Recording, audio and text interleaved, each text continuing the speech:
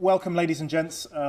As always, there's be a couple of stragglers, but I think it's time to begin, particularly as Baroness Nicholson of Winterbourne is under pressure to go to the House to vote, so I'd like us to get started. Well, it's been another interesting week in Iraq, and we have already begun to process the information that we've been receiving, piecemeal, I might add, as it's coming in province by province of the Iraqi elections. And obviously much has been written about this being the first opportunity for Iraq since Islamic State took over almost a third of the country to prove itself as a democratic state to the world. As we know, the turnout has not been as high as we would have liked, but nevertheless the implications are certainly extremely important, particularly if your name is Mr. Muqtada al-Sadr. So without further ado, I don't want to talk anymore because we've got three of the best in the business here to discuss it with you. And firstly, I would like to introduce Baroness Nicholson of Winterbourne, who is the executive chairperson of the Iraq British Business Council, who is co-hosting this event with us here today. So many thanks to her and her organisation for her support.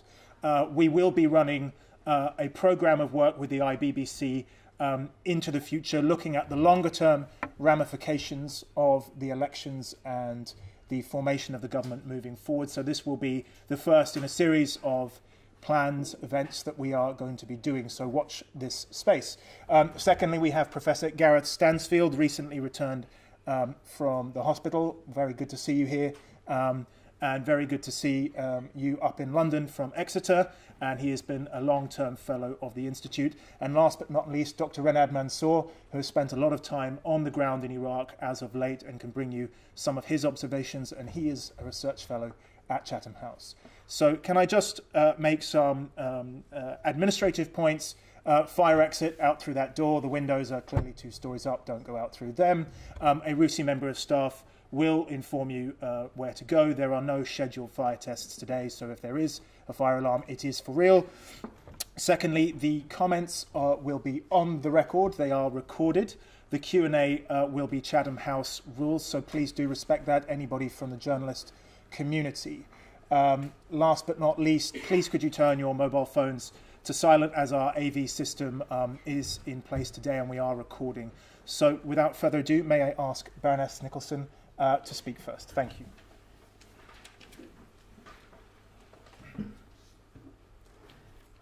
Good afternoon, and thank you very much indeed for inviting me to be here. I've got the easiest task of anybody because, as always with politics, there's something else going on, and we have another grueling Brexit vote. And I have to be in the House at the very latest at 3:45. So I've been allowed by Michael, thank you very much, to set the scene and then to slip away. And I can only apologise for that, but there's nothing I can do. In Parliament you are under the thumb of the whips, and we have a fabulous chief whip in the House of Lords, and I'm on the Conservative side, we're in a minority, so it's absolutely essential that not one fraction of a vote is missed. Although it's hard when you know the outcome. We've been losing votes hand over fist lately in the House of Lords. You know, the wins, which you've probably been scoring up with pleasure, are quite difficult for the government to handle. So the next year or so is going to be quite tough. And today is the last vote of this particularly difficult round for government of the Brexit vote, so I mustn't be late. I'm very grateful to have the opportunity to talk briefly about this election. For myself, I had the opportunity to, I grabbed the opportunity to actually monitor a couple of Iraq's elections. I think that I've formally overseen and sometimes led overseeing teams, monitoring teams, observation missions of parliamentarians in something like 34 nations now, excluding, of course, here, where I've only either supported a candidate or been elected myself. So it's been very interesting watching the development of the democratic process of electioneering and of elections in Iraq. And I think I was in Iraq about 4 weeks ago, and before that, a few weeks before that, I should think over a year. I tend to go about once a month, sometimes occasionally a little bit more if things are necessary. And the great excitement for me is to see this wonderful, endless panoply, street after street and road after road, of posters, of candidates, of men, of women, of different sorts of candidates. It's absolutely fantastic. And that's a touchstone, an absolute initial touchstone, as to whether an election has any validity at all. And I would say that this election in Iraq has been just as important as the previous elections, and that the previous elections, of which I monitored two, the first two elections that Iraq had, have always been very genuine, very fervent, and amazingly well run. I would myself, as a first-past-the-post aficionado, I can tell you why in a second, I would myself have yielded a long time ago to the ordinary Iraqi's wish to have first-past-the-post resumed. Britain left Iraq with first-past-the-post, and it now has one of these complex, UN-promoted, confusing systems whereby you have many candidates and many, many parties. And, of course, that lands you up with no answer. It lands you up with a very lengthy negotiating period. In other words, instead of having some of the problems of different disagreements sorted on the ground by the simple mechanism of a vote, all you do is you lift them up to a different stage and then another stage above that, and the arguments are taken away from the electorate and are made a little bit higher up. I have a great deal, perhaps an unusually large amount for a non-national amount of ground floor experience in Iraq. As you said, Michael, I'm the president of the Iraq-Britain Business Council. I used to be the chair, but now I'm trade envoy for the Prime Minister for Iraq. That would give some sort of a perception of conflict of interest. There wouldn't be a conflict of interest, of course, because I'm unpaid for both posts, but nonetheless one doesn't want to ruffle any potential feathers anywhere. So I'm the president of the Iraq-Britain Business Council, and that is work of British and British registered companies and Iraqi companies, which are all over the nation, and going to different conferences, listening to different people. IBBC is just about to be 10 years old.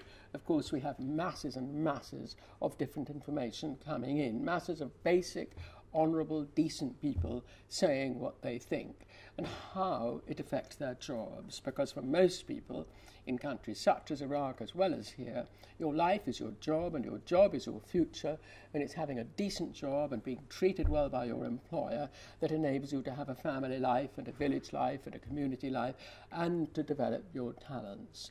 And that's the key to the Iraq-Britain Business Council, high-calibre businesses linked in to equally high-calibre businesses all around the same table in Iraq, including all of the chambers of commerce of Iraq. But I have an even more ancient and deep link with the Iraqi people through the Ammar Foundation, which at the moment has 1 million patients in the very, very, very poorest areas all over Iraq, people with no homes of any sort, not just through ISIS, but through previous battles and wars and all the rest of it. 4 million orphans and 1.5 million widows just as a result of all the fighting, let alone all sorts of other miseries. So all of those people also talk. This time, on this election, I have had a lot of ordinary people comment to me that they weren't going to vote, and that they weren't going to vote because they didn't have confidence in the politicians. They had voted previously. Indeed, turnout, the very first couple of elections were enormous, absolutely vast, or matching or surpassing the turnout of the referendum of the European Union here, and with as close results, and even matching the last general election here, which was enormous turnout. This time, and I had hoped that these comments wouldn't bear fruit, this time, unfortunately, they have borne fruit, and there has been for Iraq a historically low turnout. As I said on Al Jazeera the night that the first results were coming out 2 or 3 days ago, actually that's still far higher than electoral results here for local councils and election results here and in many other EC member states for the European Parliament. So it's horses for courses, but nonetheless, 42 or 43% turnout for Iraq isn't a clear majority, isn't a majority of the voters, which is always, I think, a big pity in life. And on top of that, it is low. And it's deliberately low. It's not through apathy. It's because people have decided, a lot of people have decided, that it's not worth the effort. It's not right to cast a vote if the politician is not going to respond once they are elected. I think my message to fellow politicians, particularly members of Parliament, is come on, we've got to do better than that.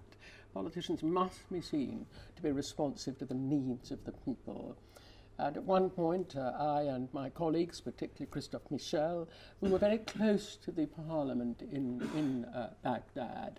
And I'd like to have a look at that again and see what's going on.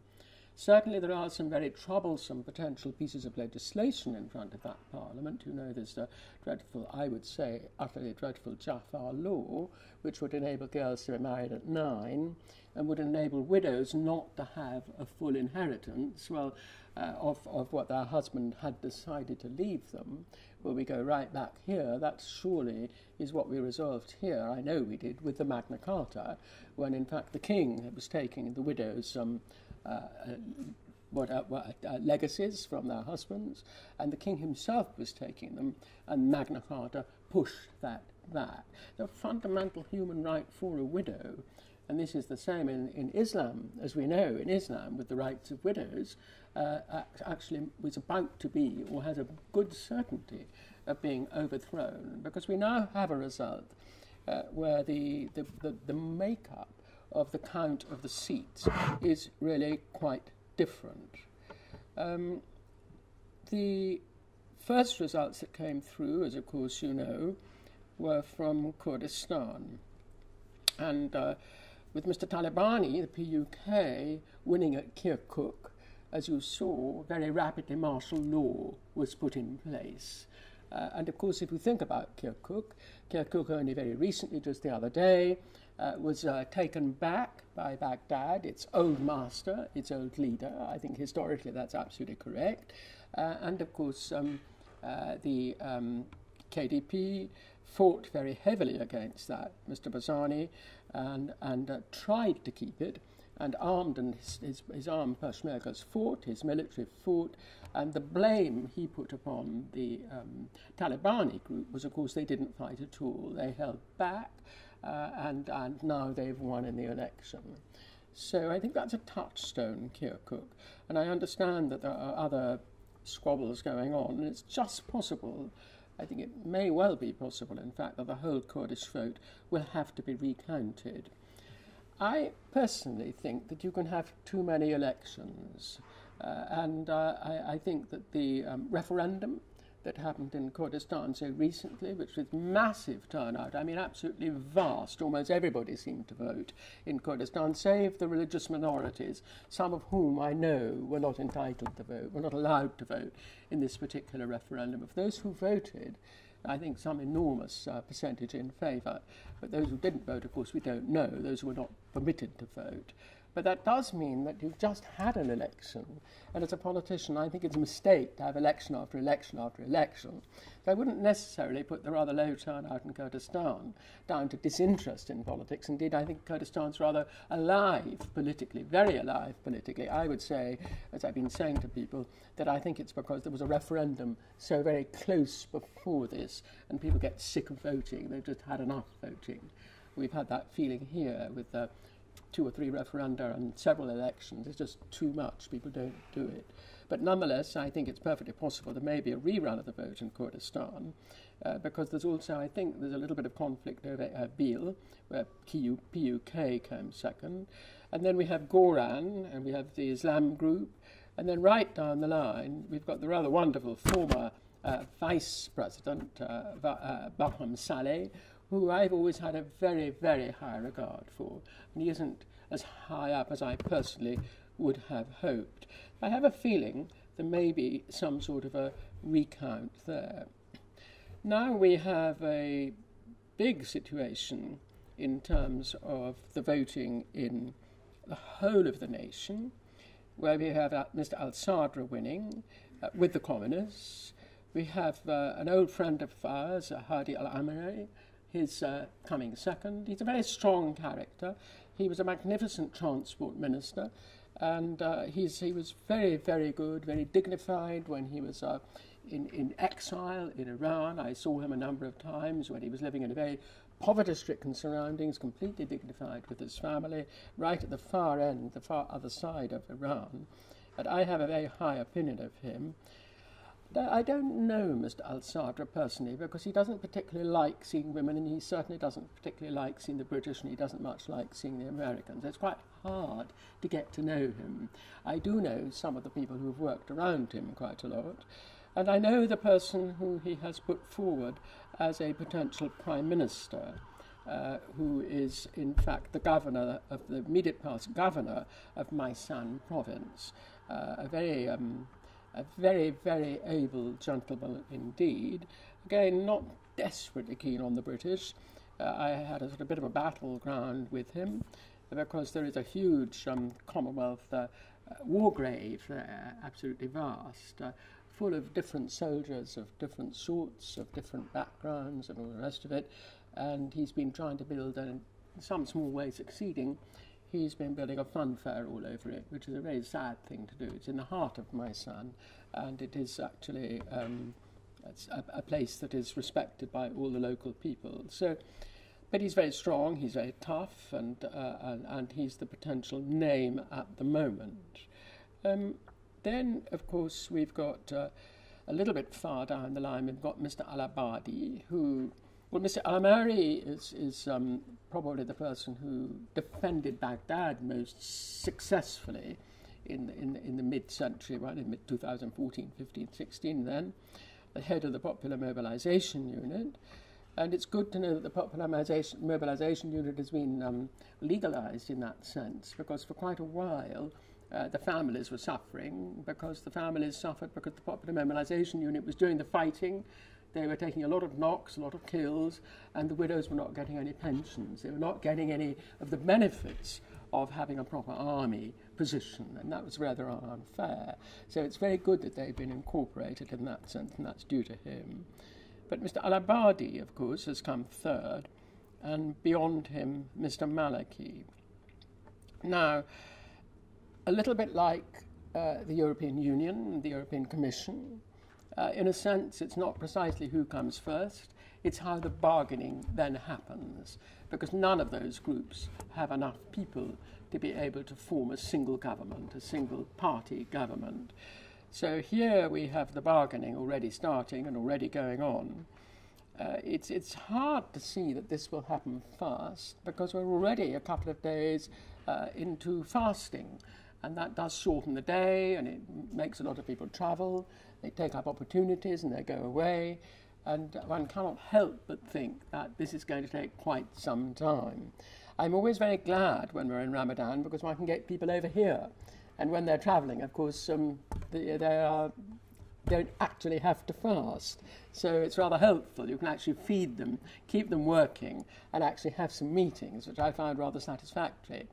But one can only look at the mix of people at the moment and see what on earth is going to happen. We don't know, and all we can say at the moment, basically, is that we've got a perfectly reasonable result, I would suggest. In other words, I would say it's a perfectly reasonable turnout. As a politician, I don't like the fact that it's just under 50%, because the body of the Kirk, the larger number of the electorate, hasn't actually voted at all.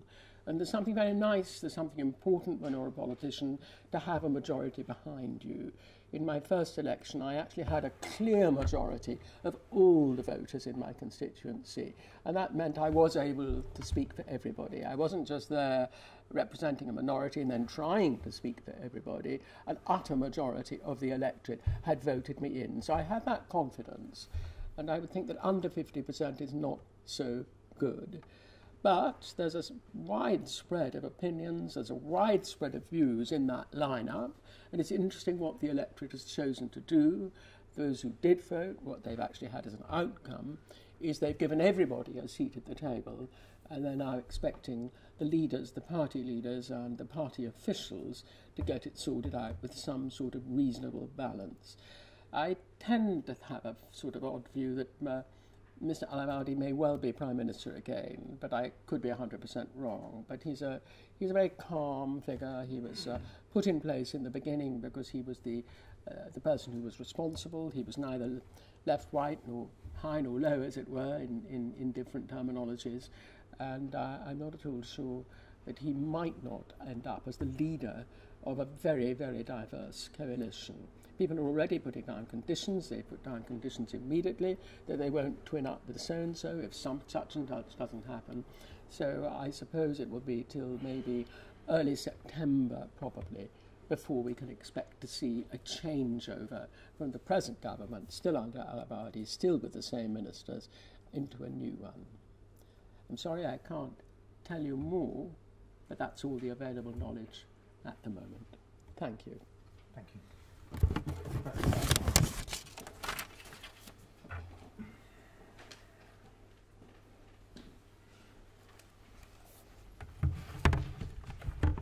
Thank you, Mike.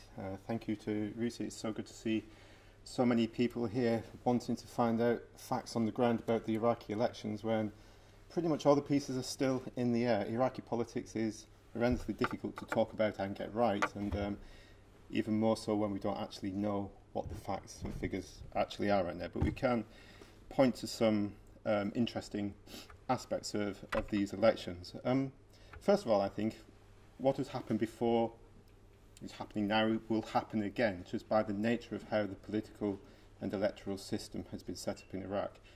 We've seen previously in 2010 that you don't have to win an election to be the Prime Minister. That is not a requirement. You can actually come second, third, you can even be an unknown, and you can be the Prime Minister, and you can control Parliament in different sorts of ways. And we will certainly see something similar to that come about as well. We heard Baroness Nicholson talk about the low turnout. 44% is very low. It could have been caused by IDPs, as we were talking about earlier with some of you. However, the picture is low across the board in every province, in pretty much every electoral area. And so we're seeing a picture of disenchantment in Iraq with the political democratic process. This disenchantment has at times shown itself in different communities in different ways. But what we're seeing now is a pretty profound disenchantment among all of Iraq's communities, all of Iraq's voters, arguably towards a political elite that is losing its connection, its ties, its bonds to the people that it's meant to be representing. And I think that is a very powerful dynamic that we could see more of. We'll talk about Kurdistan in a second, but we see the inklings of a new movement there, the New Generation Party that managed to get more seats than people thought. Perhaps we'll start to see disenchantment reflect itself in party politics more powerfully going forward. However, with this low turnout, 44%, what it means is that it's actually empowered some of the traditional groupings again. And we talk about Muqtada as though he's somehow new on the scene. He's been around for a long time. He controls a major political entity, a major religious network, arguably. And he has a significant part of Baghdad that is loyal to him, which is why he won so heavily in Baghdad. We see Muqtada do very well by mobilizing his core support, certainly in Baghdad and also in other places. We see Hadi al-Amri do very well. He's mobilized Badr, he's mobilized the Shia militia, he's mobilized those that have been tied to or part of the fighting against ISIS over the last few months. And so Badr, Hadi al-Amri, the Heshd al-Shabi support is again there. And we also see in the north the KDP and the PUK do well. We've seen the opposition vote to both of those establishment parties fracture themselves. We have Goran, we have Islamists, we have the New Generation, we have Barham Saleh.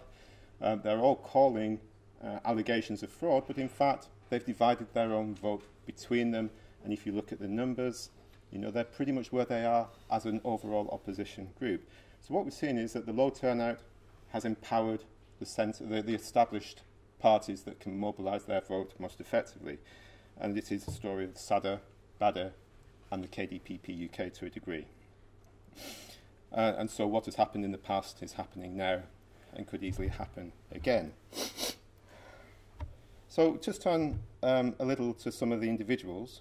Muqtada Sadr is in a very interesting position, both in terms of his leadership of his bloc, the Sayrun, in terms of himself as a political leader, but also as a nascent religious leader as well. And I think that's where he's been going for some time, in positioning himself as the head of his network, or the head of the Sadr family, getting closer to the religious establishment of Najaf, and aligning himself theologically to a degree with the position of Grand Ayatollah Sistani, and not with the supreme leader and the Ayatollahs of Qom.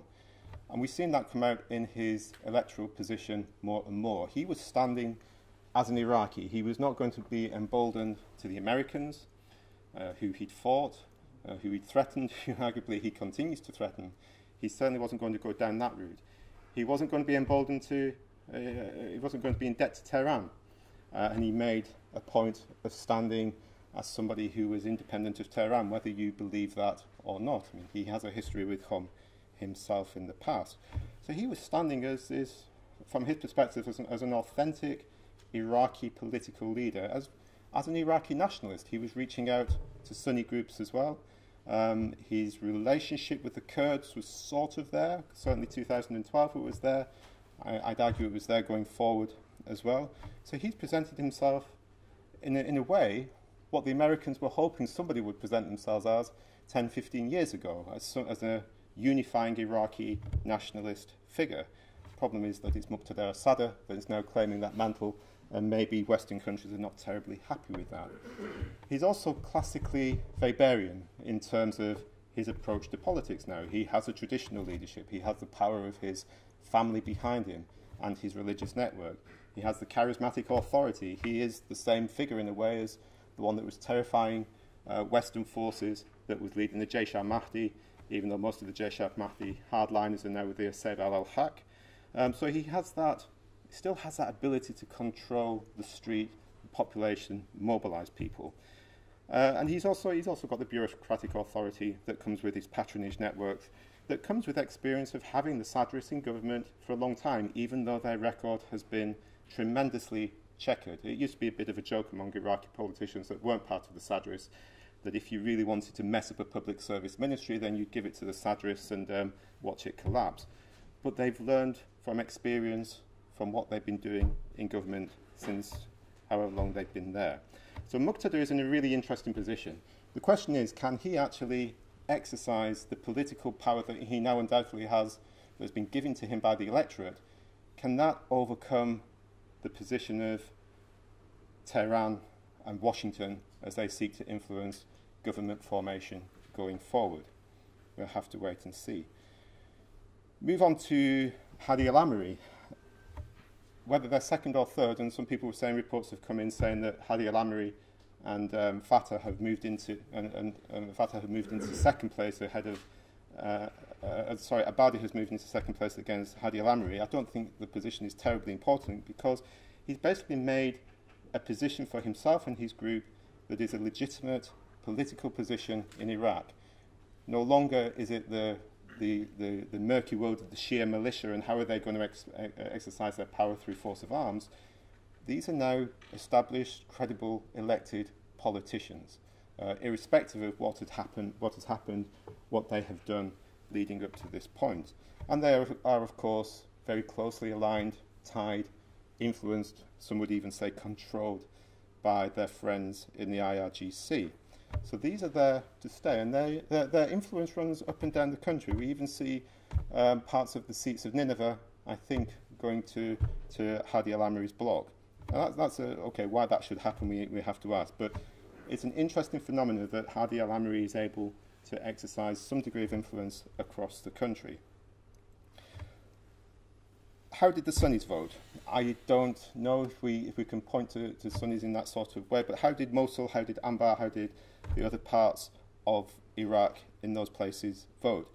What we see with Sadr and what we see with Abadi is that they did make an attempt to reach out across sectarian lines, to not even talk about sectarianism or anything like that, anything so divisive, and they did manage to succeed in getting some support to them. With indeed, Abadi perhaps getting 8 out of the seats in Nineveh as well. But the question remains is, where was the, I suppose, the authentic political voice in these areas? Where was that coming from? Arguably it does not yet exist. It is still too soon after the end of Islamic State, after the engagement of the Shia militia up there, for politics to go back to normal, whatever normal may be in that part of the world at this point. So I think we've still got to see areas north of Baghdad and south of Kurdistan, if we can put it that way, normalising in terms of how their politics would be presented. So I don't think we can take this election as being evidence of where this part of Iraq is currently going. If we quickly move then to the north, again, I've said that this is it's not the empowerment, it's the reaffirmation of the strength of KDP and, in a secondary way, the PUK. What we've seen after the September referendum and then the defeat of the KRG, in effect it was the defeat of the KRG and the withdrawal from the disputed territories, has been a very peculiar period in Kurdish politics where at once the KDP particularly has been, or both KDP PUK have both been heavily criticised and also lost some of their degree of legitimacy from the Kurdish electorate. But the KDP managed to maintain some degree of credibility because it arguably took a position on the disputed territories that was aligned with what most Kurds wanted.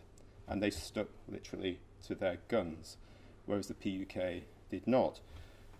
That combined, I think, with some of the changes that we've seen, so the empowerment of Nechevan Barzani, and also the fact that the KDP remained disciplined as a party, saw them able to mobilise their vote.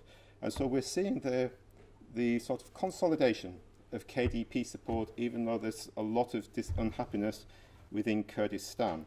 And as I said before, we've seen the fracturing of the opposition support that used to be very strong. We saw Goran one point overtaking PUK. That seems to have finished. And so we see this opposition vote divided between Goran, New Generation, CDJ, and the Islamists. The other important thing I think to note in Kurdistan is really the collapse of the Islamist vote, in down to 2 seats at this point. And this is across from Duhok all the way down to Suleymaniye. The Islamists have not really shown. What again is interesting, as I've said before, is the rise of this new group, the New Generation. I won't say rise, it's more of a percolating to the surface right now. I won't say rise, but there are indications that this could be the recipient of a protest vote going forward, and it will be interesting to see how New Generation performs in the Kurdistan elections that could be coming up in September. Again, very strange, well, not strange perhaps, but interesting that Barham Saleh's group did not perform terribly well, and because of this, all sorts of accusations of corruption, fraud at the electoral boxes. But again, you add up the opposition votes, and I think you see the opposition vote is still there, it's just divided. So what does that mean going forward for Kurdish Baghdad relations? It actually looks pretty good for the Kurds for once at this point. The surprising results in Baghdad, the low turnout, the return of figures that they can do business with, and the fact that if you put PUK and KDP together, gives you about 44 seats. That's comparable with Abadi, comparable with Hadi al-Amiri, better than Iyad Alawi. If you're going to make a government in Baghdad, arguably you now need to have Kurdish support to do that. So they're back in the mix there as well, depending on how these negotiations go. So what happens next in Baghdad? Well, reports are pretty rampant that Qasem Soleimani has been calling Shia parties together to talk about government formation. I've got no problem in believing that. And he's, it'd be interesting though to see how he is engaging with Muqtada al-Sadr.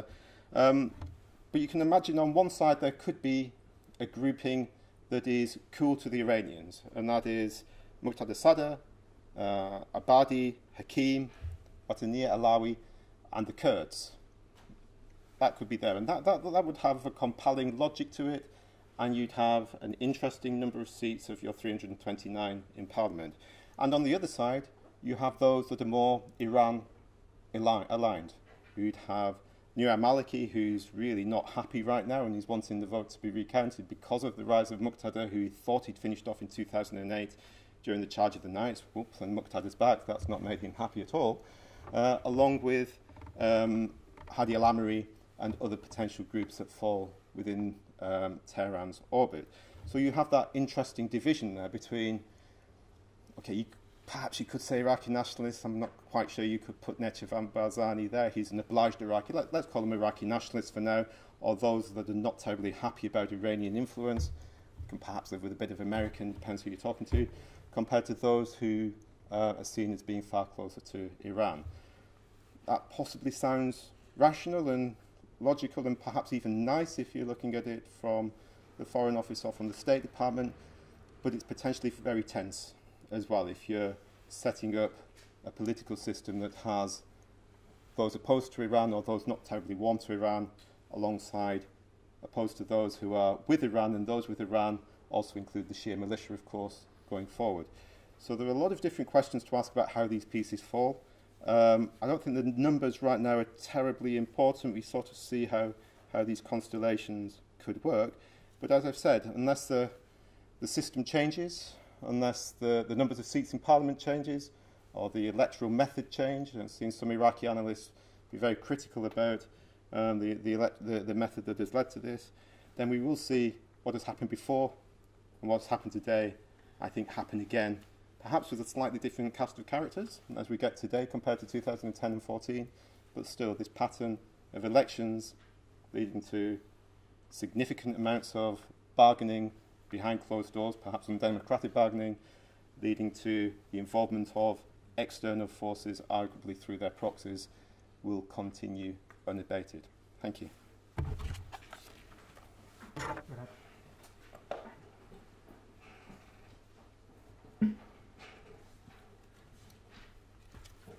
Thank you. I'll keep it short so that we can have some Q&A. I think there's been two really good presentations to kind of give a general overview. I suppose what I'll do is just a few reflections on the elections, having spent quite a bit of time in the last few months looking at pre-election electoral mobilization strategies of the different candidates, and then having to read the media, particularly the Western media, and lose more hair than I have these days. I suppose what's really important is the gap between the citizen and the elite. The biggest explanation for this turnout is that gap. If from Baghdad to Basra to Sulaimania to Erbil, if you spoke to people on the ground, they would tell you what's the point of voting. Exactly for the reasons that Gareth outlined at the end. It's a system that we're going to have the same people emerging over and over again. That's why the turnout is much lower than it was before. It's that gap, which is really important. There's no hope in the electoral process. Real change won't come through elections. That's a way that most Iraqis feel, right? So then, moving on towards that, to explain as well the turnout, there was a lot of interesting things that happened before the election. A very common phrase that began being used by Iraqis was al-mujarrab la yujarrab, which means those who have tried should not try. This is taken from something that came out of Najaf years ago, but you heard it all the time. Nobody in Iraq, by the way, people in Baghdad are surprised the turnout was so high, not the other way along. And in Baghdad it was 33%. So there is complete disillusionment between what they call the green zone elite and the rest of the population.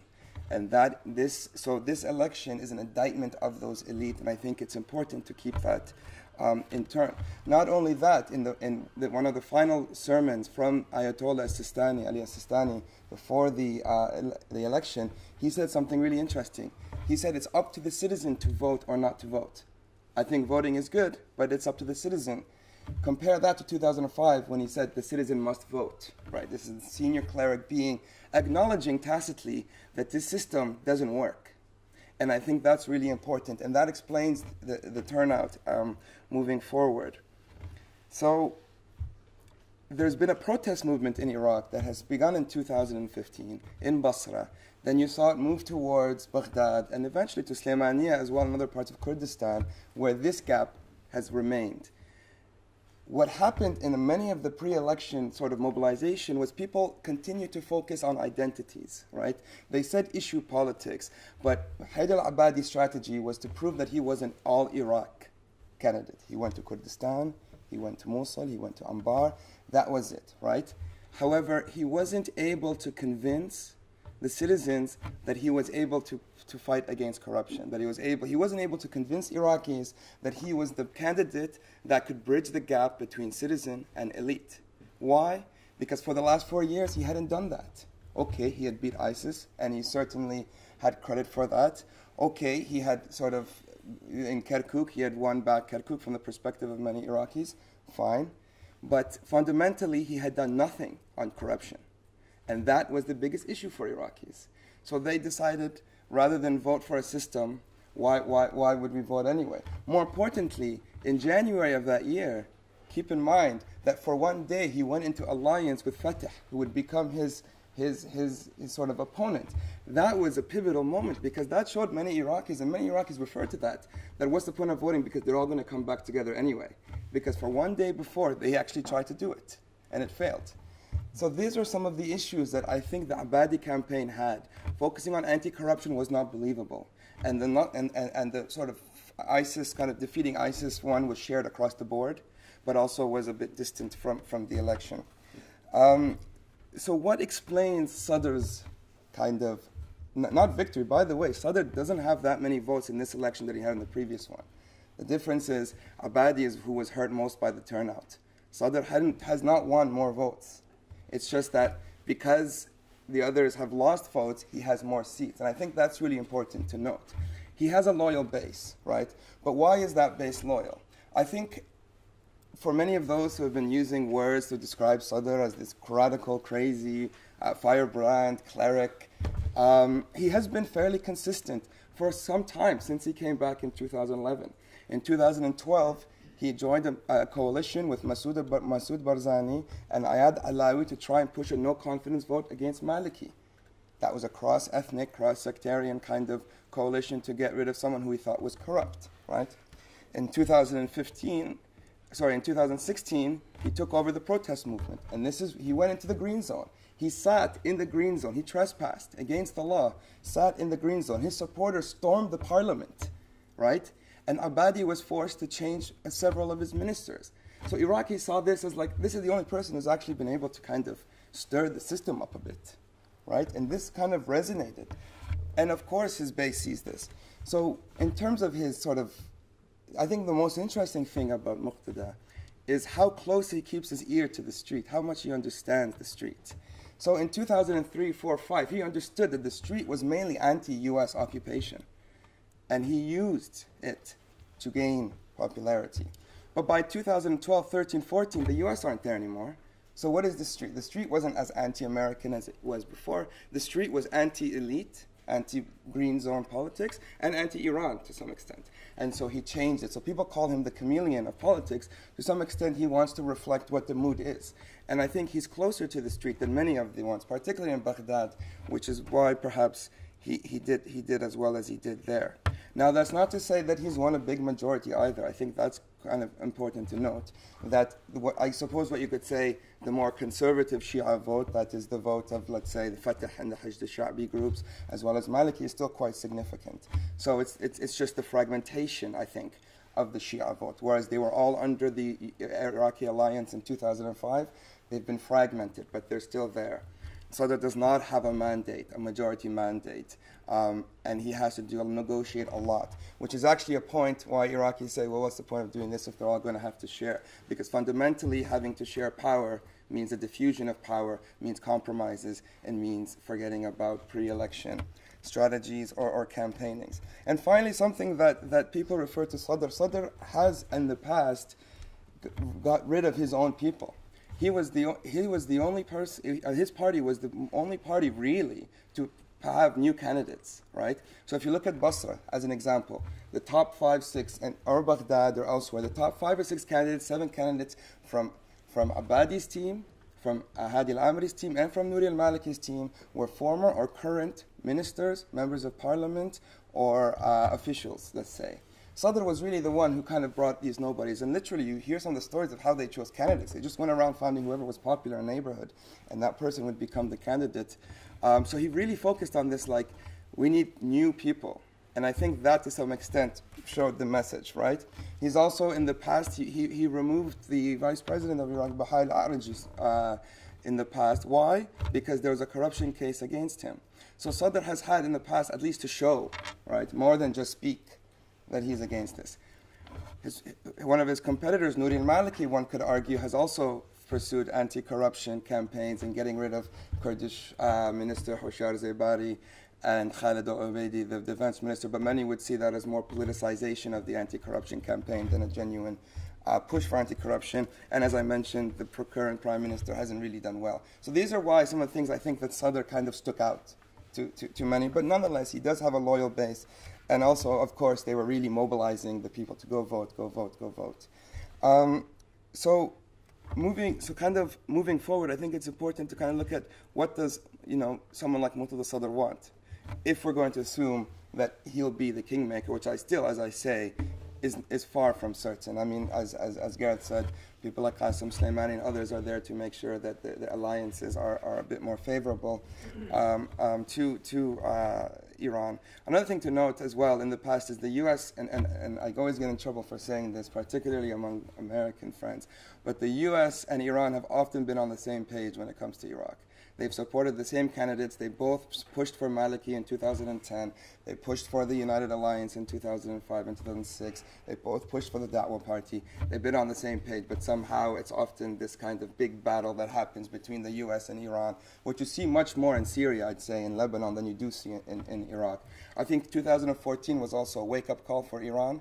Unlike Lebanon or Syria, Iraq is on its border. So having a group like ISIS so close to Iran fundamentally means that I think Iran may not be interested in Iraq being a very strong state to compete with, but nonetheless, Iraq cannot fall apart. It needs to be somewhat stable and to somewhat of a partner, right? It just has to be a very friendly partner, of course, like any state that would want its neighbor to be a friend. And for the U.S., these have been the calculations as well. So, moving forward then, I think sort of to conclude with some of the visions, some people are saying Muqtada was going to be the prime minister. Muqtada does not want to be the prime minister, of course. He kind of wants to be a cleric. But actually, he does differ from the Najaf school to some extent, because he believes that the cleric should be involved in politics. The cleric should come out and be more explicitly involved in guiding the political elite. He does not believe in wiliyat al-fiqh, but he does believe, like his father, in the kind of the use of the role of the cleric in the political system in Iraq. And I think that's something that we'll see moving forward. So to conclude, from the perspective of many Iraqis, what's going to happen moving forward is a long government formation process where negotiations will be made, where different elite will come together, where compromises will be made. But fundamentally, one has to question whether the political parties, which are so much stronger than the state institutions, will give in. Will, for example, the Badr organization and the Fatah list give up its control of the Ministry of Interior, for example? Or will it fundamentally always have to be part of the government? Will Da'wah give up its control of its ministries? Will the KDP and PUK, these, we're talking about very much the same leaders. And I think to conclude, just keep in mind that 90% of the coalitions that were competing in this election were from previous elections, as if nothing has happened, right? As if nothing has happened in Iraq. And I think moving forward, there is a bit of optimism. But I don't think the optimism should be on this false dichotomy between issue and identity politics. I think the optimism has to be that the citizen needs to feel like that gap between the green zone and the red zone becomes lower and lower. And I'll conclude with that. Thank you. Thank you very much. So thank you to all of our speakers and the absent Baroness Nicholson of Winterbourne. In her place, I'm going to ask Christoph to come and represent IBBC for the Q&A section, so we've got another opinion to bounce off, and plenty of food for thought, a lot of unknowns, known knowns, known unknowns, and unknown unknowns, as Donald Rumsfeld would say. But I am going to throw the floor open straight to all of you and have you ask your questions. So.